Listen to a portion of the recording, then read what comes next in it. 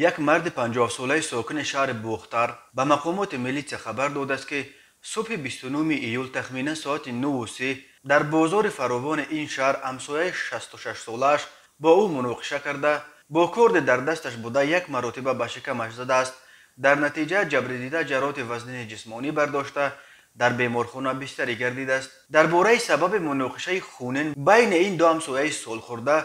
که در درون بازار در بین مردم صورت گرفته است، وزارت کارهای داخله در خبرش چیزی نگفته است.